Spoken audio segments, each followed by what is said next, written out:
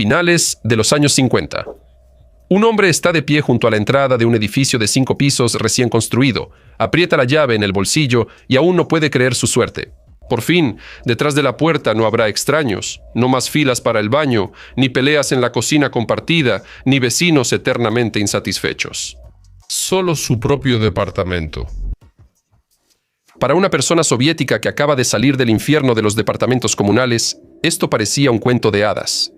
Pero hoy en día, solo los flojos no critican las Hrushchevkas. Las critican por las cocinas microscópicas, las paredes de cartón y los techos que parecen presionarte contra el suelo. Y sí, todo eso es completamente cierto, pero entre todas estas bromas sobre las Hrushchevkas, se nos escapa una cosa. ¿Y si este edificio de paneles tan poco llamativo hizo por el ciudadano soviético más que todos los desfiles, las consignas y los congresos del partido juntos? ¿Y si fue precisamente este edificio, y no el vuelo de Gagarin, el que reconfiguró el ADN de nuestra gente y por primera vez les hizo entender que eran individuos con derecho a la vida privada? Saludos, me llamo Semyon y hoy en History Show vamos a retroceder en el tiempo y echar un vistazo a esos legendarios 5 metros cuadrados de cocina. Vamos a analizar cómo un experimento arquitectónico para salvar al país de la crisis de vivienda se convirtió en el símbolo de toda una época. ¡Vamos allá!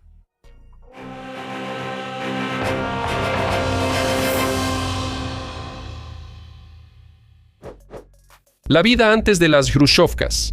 Para imaginar la magnitud de la felicidad de la gente soviética común al recibir una orden para un departamento, hay que entender de qué tipo de comodidad, por decirlo suavemente, estaban saliendo en ese entonces. Tal vez solo en las canciones del grupo Duna la frase «departamento comunal» suene hoy en día incluso algo romántica, pero la realidad no tenía nada de romántico. ¿Cómo estaba organizado todo? Se tomaba un lujoso departamento de antes de la Revolución, donde antes vivía una sola familia de comerciantes con sus sirvientes. Sin piedad, se dividía en cuartitos y ahí metían de 5 a 10 familias. Como resultado, una guerra civil permanente en la cocina común. El asalto al único baño por las mañanas, en verano una mezcla mortal de olores, papas fritas y colonia barata por todo el pasillo. Y en invierno, resentimientos a muerte por quien le tocaba limpiar el piso. ¿Y saben qué? Eso todavía se consideraba una opción de élite, porque millones de personas pasaban años viviendo en barracones obreros. Para los Summers, déjenme explicarles. Son esas construcciones largas de madera en las afueras, donde de tus vecinos solo te separaba una triste pared de triple A. La acústica era tal que la gente dejaba de lado los secretos y ni siquiera bajaba la voz. ¿Y para qué? Si cuando alguien estornudaba detrás de la pared, tú automáticamente decías «¡Salud!». Después de la guerra, hubo un colapso total. 1/3 de las viviendas estaba en ruinas, las fábricas crecían y las ciudades no daban abasto. Había 2 trabajadores, pero no había dónde alojarlos. Y el gobierno resolvía el problema de manera sencilla, simplemente hacinando a más gente. A una habitación donde ya vivían 2 personas infelices, les metían a un tercero, luego a un cuarto. En resumen, metían a la gente como sardinas en lata. Pero lo peor ni siquiera era la falta de espacio, sino que una vida así te derretía la cabeza poco a poco. Intenta pelearte con tu esposa o hablar de algo personal, sabiendo que detrás de la pared hay 3 pares de oídos ajenos escuchando. El niño intenta hacer la tarea, pero encima de él hay un extraño. Un señor fuma un cigarro y dice groserías. En esas condiciones, una simple pelea doméstica por una olla en la estufa fácilmente se convertía en un thriller. Por cierto, las denuncias a menudo surgían precisamente aquí. ¿No se pusieron de acuerdo con el vecino por el estante en el pasillo? Escribe una denuncia contra él, donde corresponde. Libera espacio en la vivienda. Cruel, sí, pero esa era la realidad de la vida comunal. ¿Por qué Khrushchev decidió empezar a construir? Y así, en marzo de 1950, en 1953, muere Stalin. En las altas esferas comienza una dura lucha por el poder. Beria, Malenkov, Khrushchev, cada uno de los aspirantes al trono entendía que ganaría aquel que le diera al pueblo cansado no solo grandes consignas, sino algo real, algo que pudieran tocar con sus propias manos. Por ejemplo, una cama individual en una habitación tranquila o una llave de la que salga agua caliente. Nikita Sergeyevich apostó por la vida cotidiana y acertó por completo. ¿Cuándo? Cuando en 1956 leyó su informe secreto y destruyó el culto a la personalidad de Stalin, la gente experimentó un cambio tectónico en su forma de pensar. Los viejos ideales se rompieron y era urgente llenar el vacío que se había formado con algo. Y Khrushchev jugó su mejor carta. Prometió a cada familia soviética un departamento propio. La gente entendió la indirecta y los nuevos edificios fueron apodados de inmediato como Khrushchevkas. De hecho, al principio había bastante ironía en esa palabra, pero al secretario general eso le importaba poco. Él soñaba abiertamente con el comunismo en 20 años y prometía que para entonces todos vivirían en verdaderos palacios. ¿Y las Khrushchevkas? Las Khrushchevkas eran solo un adelanto temporal, para aguantar hasta el brillante futuro, como diciendo, aguanten por ahora. Pero había otra razón, de la que, por supuesto, no se hablaba en el periódico Pravda. La Guerra Fría no solo se libraba en los campos de pruebas y en el espacio. Se libraba en las cocinas y en los grandes almacenes. En 1959 la literatura estadounidense explotó en Moscú, una exposición nacional. Los soviéticos hicieron filas de kilómetros y por primera vez en su vida vieron en persona la vida cotidiana estadounidense.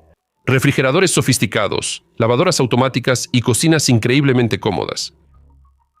Fue ahí donde Khrushchev y el vicepresidente de Estados Unidos, Nixon, se enfrascaron en la famosa batalla verbal que después sería llamada los debates de la cocina. Ahí mismo, en medio del pabellón, discutían sobre cuál sistema alimenta, viste y aloja mejor al trabajador común. El prestigio de la superpotencia estaba en juego. Así que la vivienda masiva en la URSS no solo era una preocupación por los ciudadanos, también era propaganda soviética, moldeada en concreto. La huella francesa y la línea de ensamblaje soviética. Ahora, alguno de ustedes podría sorprenderse, pero las Khrushchevkas no se inventaron en la URSS, su lugar de origen es Francia. Más precisamente, el gran y temible arquitecto Le Corbusier. El mismo al que el poeta Josif Brodsky comparó sarcásticamente con la aviación alemana de la Luftwaffe, porque ambos transformaron notablemente la apariencia de las ciudades europeas. Después de la Segunda Guerra Mundial, los franceses, al igual que nosotros, se sumergieron en el baby boom de la posguerra. Había muchísima gente, las ciudades estaban destruidas y no había dónde alojar a las personas. Entonces, en Francia se les ocurrió fabricar los primeros edificios de paneles prefabricados.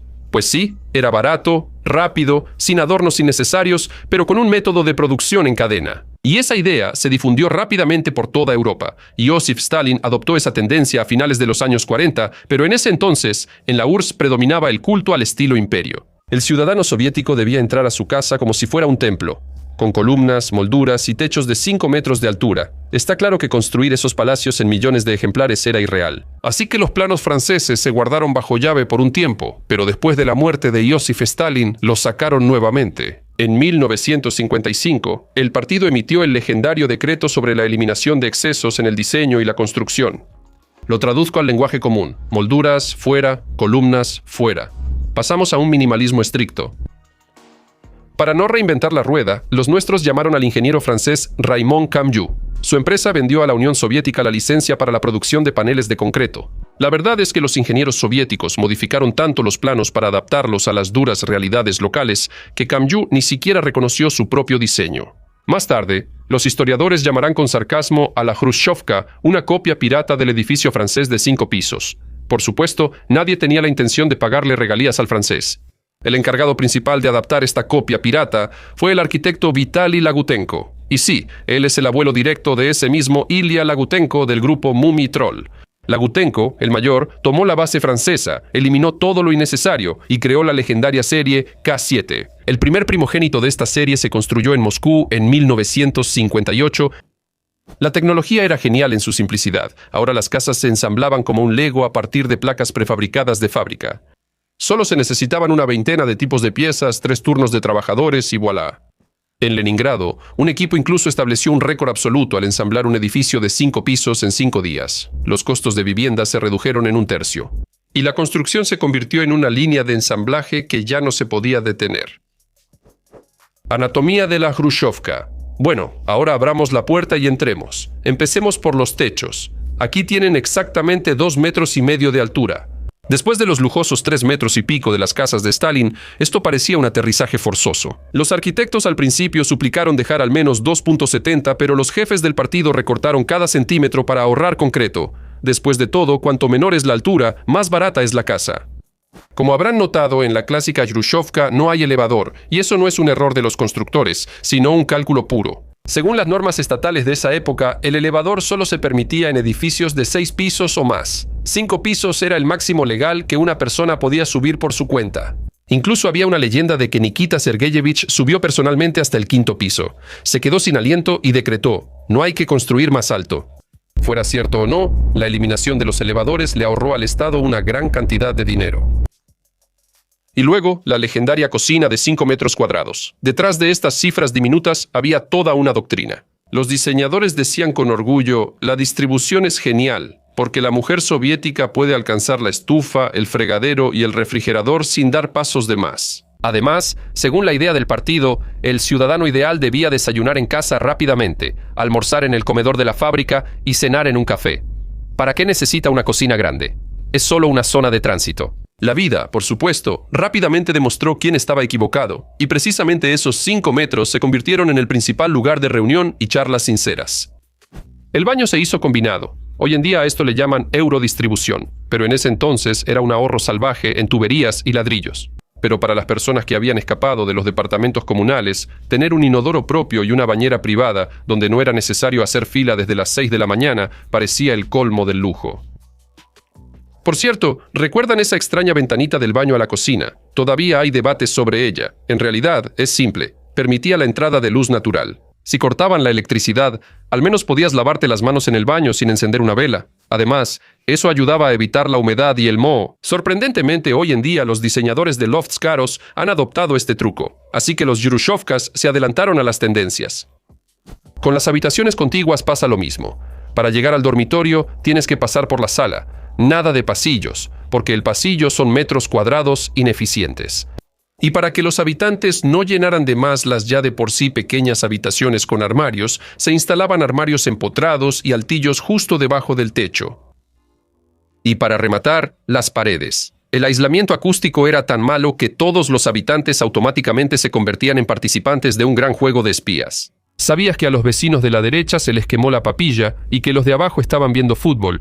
Por eso en la URSS, las alfombras en las paredes se volvieron un culto. No era tanto decoración o una muestra de riqueza, sino una herramienta brutal para amortiguar el ruido. En los años 60, su producción en el país aumentó varias veces. Y ahora ya sabes la verdadera razón de esta locura peluda. El día de la mudanza y el culto al aparador. Ahora entiendes que el día de recibir las llaves a finales de los años 50 fue simplemente una ruptura tectónica que dividió la vida en un antes y un después.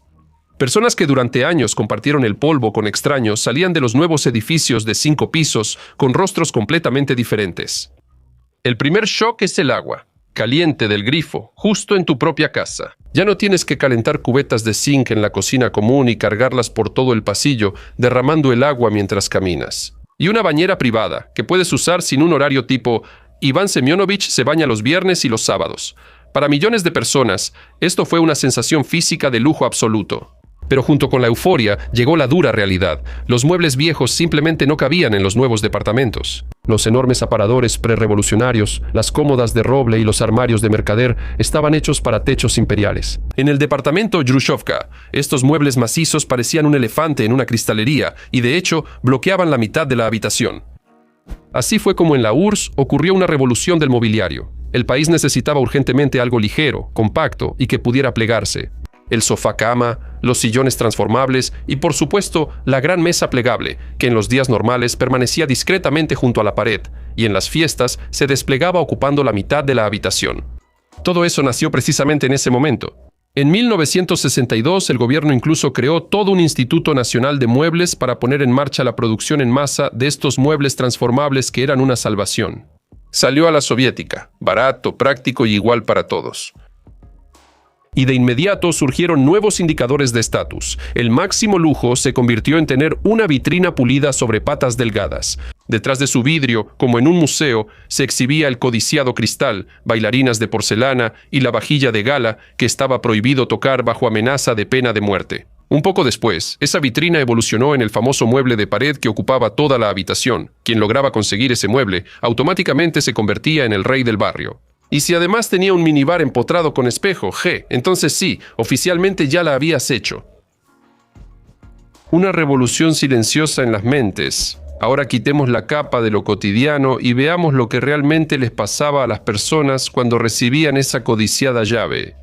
Y lo que ocurrió fue una revolución silenciosa e imperceptible, porque antes de los departamentos Yrushovka, el ciudadano soviético vivía a la vista de todos. En una comuna o barraca, tu vida era patrimonio público. Los vecinos sabían cuándo te despertabas, qué cocinabas para el almuerzo, cuánto ganabas y cuándo intentabas tener sexo con tu esposa. La vida privada simplemente no existía. Tener tu propio departamento con una puerta sólida y una cerradura rompió ese sistema. Resultó que detrás de una puerta cerrada por fin podías relajar los hombros. Puedes decir lo que piensas, escuchar la música que te gusta y no preocuparte por la opinión de los demás. Y aquí funcionó ese mismo efecto que los jefes del partido definitivamente no habían planeado en sus esquemas. La diminuta cocina de 5 metros cuadrados, creada solo por motivos de ahorro, de repente se convirtió en el principal centro libre de un país enorme. Fue precisamente ahí, entre el silbido de la tetera y el humo de los cigarrillos, donde nació una cultura completamente diferente.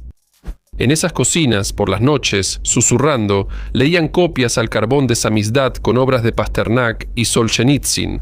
Ahí se pasaban de mano en mano libros prohibidos. Ahí mismo nacieron los legendarios conciertos en departamentos. Vysotsky, Galich y, un poco después, Tsoi cantaban sus canciones más importantes no en estadios ni en la televisión. Sus primeros auditorios eran salas de estar comunes de las Khrushchevkas, donde hasta 30 personas se apretujaban en los sofás y alfombras. Человек. La magnitud y el legado. En solo 14 años, de 1956 a 1970, alrededor de 127 millones de personas se mudaron a nuevos departamentos. Comprendan esa magnitud. Eso es más de la mitad de la población de ese enorme país en ese momento. En menos de una década y media, el parque habitacional de la Unión creció casi al doble. El mundo nunca había visto, ni antes ni después, un legado de construcción semejante. Es como si hoy, en un par de planes quinquenales, el gobierno mudara gratis a una de cada 2 familias a edificios nuevos. Ya han pasado unos 70 años y estos edificios de 5 pisos todavía representan una enorme parte de la vivienda en todas las exrepúblicas soviéticas.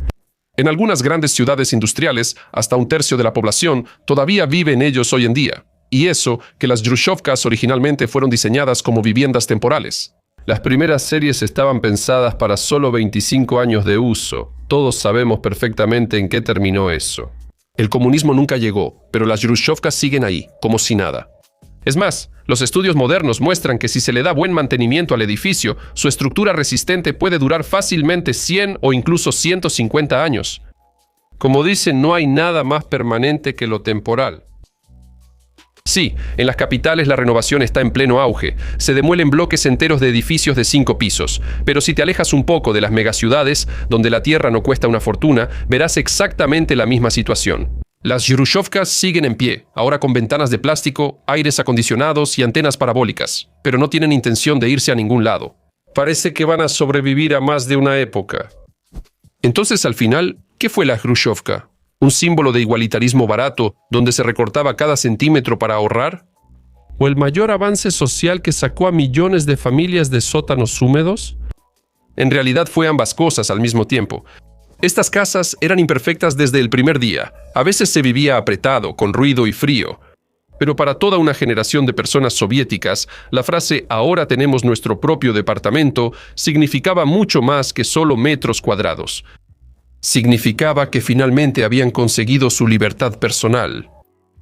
Bueno, eso es todo por mi parte. Espero verlos en los próximos episodios. Adiós a todos.